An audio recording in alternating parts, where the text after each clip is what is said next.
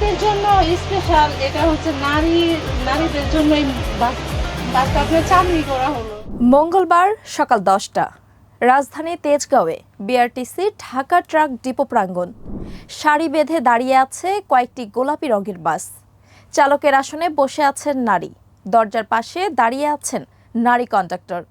মঞ্চে উপস্থিত সড়ক পরিবহন ও মহাসড়ক বিভাগের সচিব এবং বিআরটিসির চেয়ারম্যান।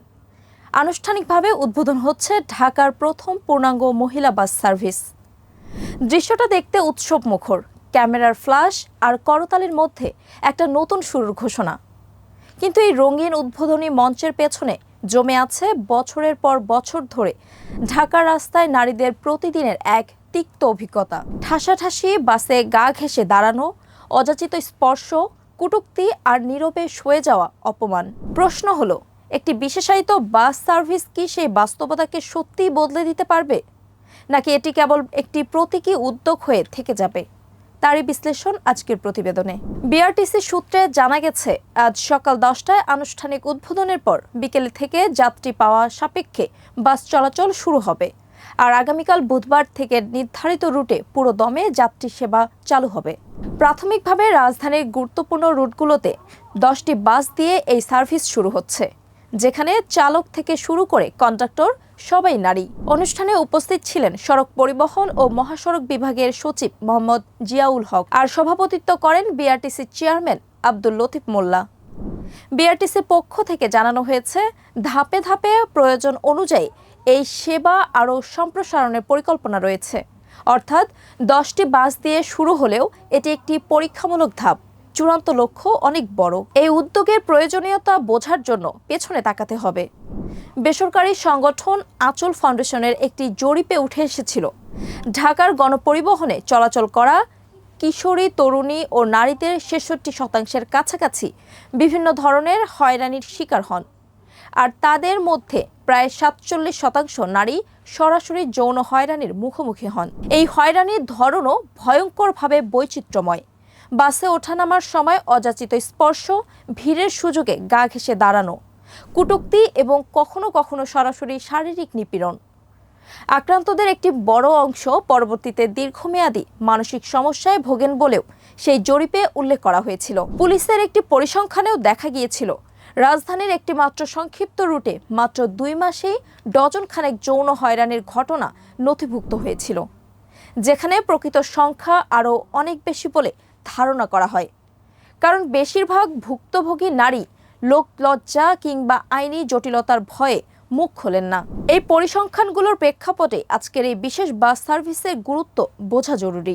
বিআরটিসি নিজেই জানিয়েছে, নারী যাত্রীদের জন্য নিরাপদ ও স্বাচ্ছন্দ্যময় যাতায়াত নিশ্চিত করার পাশাপাশি এই উদ্যোগের আরেকটি লক্ষ্য পরিবহন খাতে নারীদের কর্মসংস্থানের সুযোগ বাড়ানো। অর্থাৎ এটি কেবল যাত্রী নিরাপত্তার প্রশ্ন নয়, বরং নারীর অর্থনৈতিক অংশগ্রহণকেও প্রাতিষ্ঠানিকভাবে বিস্তৃত করার একটি প্রয়াস।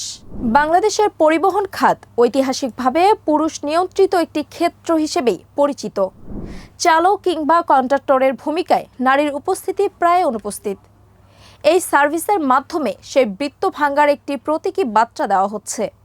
প্রতিবেদনে এটাও উঠে এসেছে যে এই উদ্যোগ সরকারের নির্বাচনী ইস্তেহারের বাস্তবায়নের একটি অংশ হিসেবে নেওয়া হয়েছে, যার অর্থ এটি নিছক প্রশাসনিক সিদ্ধান্ত নয়, বরং রাজনৈতিক অঙ্গীকারের বাস্তবায়ন হিসেবেও এর গুরুত্ব রয়েছে। তবে এটি প্রথম নয় যে নারীদের নিরাপত্তা নিশ্চিতে গণপরিবহন খাতে উদ্যোগ নেওয়া হয়েছে। এর আগে ঢাকার গণপরিবহনে নারীদের নিরাপত্তা নিশ্চিত করতে একটি কিউআর কোড ভিত্তিক হেল্প অ্যাপ চালু করা হয়েছিল, যার মাধ্যমে হয়রানির শিকার নারীরা তাৎক্ষণিকভাবে আইনশৃঙ্খলা রক্ষাকারী বাহিনীর সহায়তা চাইতে পারতেন। এছাড়াও বাসে নারীদের জন্য সংরক্ষিত আসনের বিধানও দীর্ঘদিন ধরে কাগজে কলমে বিদ্যমান। কিন্তু বাস্তবতা হলো, এসব উদ্যোগের কার্যকারিতা নিয়ে বারবার প্রশ্ন উঠেছে। সংরক্ষিত আসন প্রায় দখল হয়ে যায়, অ্যাপের ব্যবহার সীমিত থাকে, আর হয়রানির অভিযোগ নথিভুক্ত করতে গিয়ে ভুক্তভোগীরা প্রায় আইনি জটিলতার মুখোমুখি হন। এই পটভূমিতে সম্পূর্ণ পৃথক একটি বাস সার্ভিস চালু করা অনেকটাই আগের পদক্ষেপগুলোর ঘাটতি স্বীকার করে নেওয়ার মতো, যেখানে প্রশাসন বুঝেছে যে বিদ্যমান কাঠামোর মধ্যে ছোট সংস্কার যথেষ্ট নয়। এই উদ্যোগের সবচেয়ে বড় চ্যালেঞ্জ হলো এর পরিসর। রাজধানী ঢাকায় প্রতিদিন লাখো নারী গণপরিবহনের ওপর নির্ভরশীল। যেখানে মাত্র 10টি বাস নিয়ে শুরু হওয়া একটি সার্ভিস বাস্তবে কতটুকু চাহিদা পূরণ করতে পারবে তা নিয়ে স্বাভাবিকভাবেই প্রশ্ন থেকে যায়। নির্দিষ্ট কয়েকটি গুরুত্বপূর্ণ রুটে সীমাবদ্ধ থাকার অধিকাংশ নারী যাত্রীর কাছে এই সেবা এখনই পৌঁছাবে না। এছাড়া দীর্ঘমেয়াদে এমন প্রশ্ন উঠতে পারে যে নারী পুরুষ পৃথক বাস ব্যবস্থা কি সমস্যার মূল সমাধান, নাকি এটি বরং একটি বিচ্ছিন্নতাবাদী কাঠামো তৈরি করে, যেখানে মূল সমস্যা অর্থাৎ সাধারণ বাসগুলোতে বিদ্যমান হয়রানিপ্রবণ পরিবেশ। যদি বিনিয়োগ ও মনোযোগ কেবল এই পৃথক সার্ভিসে সীমাবদ্ধ থাকে, তাহলে সাধারণ গণপরিবহনে নারীর নিরাপত্তা নিশ্চিত করার মূল দায়বদ্ধতা থেকে সরে আসার একটি ঝুঁকিও তৈরি হতে পারে। তারপরও স্বল্প মেয়াদে এই উদ্যোগের প্রতীকী ও বাস্তব মূল্য অস্বীকার করার উপায় নেই। যেসব নারী প্রতিদিন কর্মস্থলে যাওয়ার পথে মানসিক চাপ নিয়ে বাসে ওঠেন, তাদের জন্য অন্তত একটি নির্দিষ্ট রুটে নিরাপদ বিকল্প থাকা মানসিক স্বস্তির জায়গা তৈরি করে। একই সঙ্গে নারী চালক ও কন্ট্রাক্টরদের কর্মসংস্থান একটি দৃষ্টান্ত স্থাপন করে, যা ভবিষ্যতে বেসরকারি পরিবহন খাতেও নারীর অংশগ্রহণ বাড়ানোর পথ সুগম করতে পারে। অভিজ্ঞতা বলছে, এ ধরনের উদ্যোগ সফল হয় তখনই যখন প্রাথমিক পরীক্ষামূলক পর্যায়ের পর প্রকৃত অর্থে সম্প্রসারণ ঘটে এবং সরকারি প্রতিশ্রুতি কাগজে সীমাবদ্ধ না থেকে বাস্তব বাজেট ও অবকাঠামোতে রূপ নেয়। শেষ পর্যন্ত এই মহিলা বাস সার্ভিস একটি পরীক্ষা, শুধু নারী যাত্রীদের নিরাপত্তার নয়, বরং রাষ্ট্র কতটা আন্তরিকভাবে তার প্রতিশ্রুতি বাস্তবায়ন করতে প্রস্তুত তারও।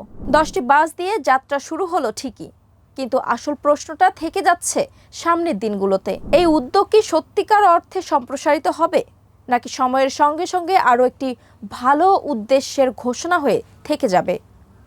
রাজধানীর রাস্তায় আজ যে গোলাপি বাসগুলো নামলো, তাদের আসল সাফল্য মাপা হবে বছর ঘুরে, যখন দেখা যাবে সংখ্যাটা 10 থেকে কত দূরে গেল।